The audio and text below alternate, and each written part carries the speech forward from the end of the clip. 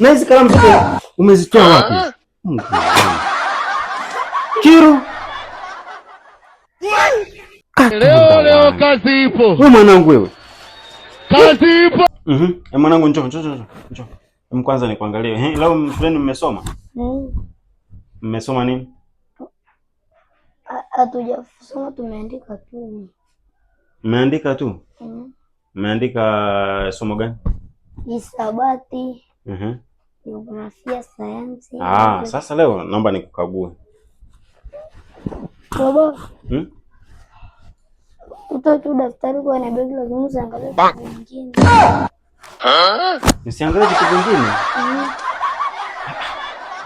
Kwani siangalie vitu vingine mwanangu? Angalia tu. Nali daftari tu basi.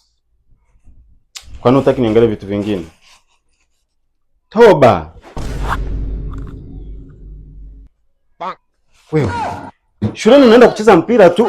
Alafu sasa mbona una mpira miwili? Mpira usi ndo wako? Na huu mwingine ni wa nani?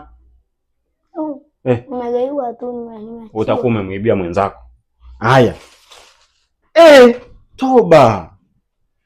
Yala. Na hizi kalamu zote umezitoa wapi hizi? Kiru. Mama yangu. Game over. Katonda wangu. Wewe mwanangu wewe. Mwenye uwanja wake kaingia sasa. Game ishaisha. Maana soko mahala uloingia. Shabani. Hizi kalamu umezitoa wapi? Hebu niambie ukweli. Hizi kalamu umezitoa wapi? Umeokota huko shuleni.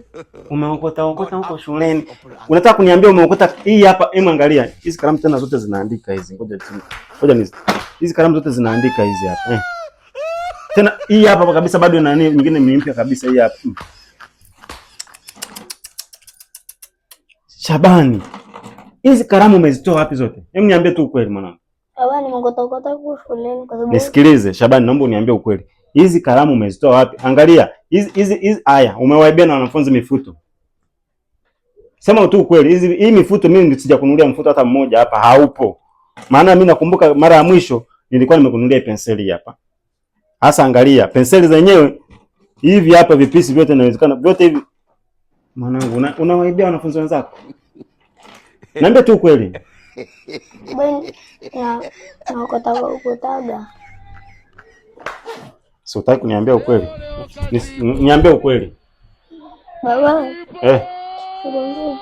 Niambie ukweli kabla sijatoa mkanda.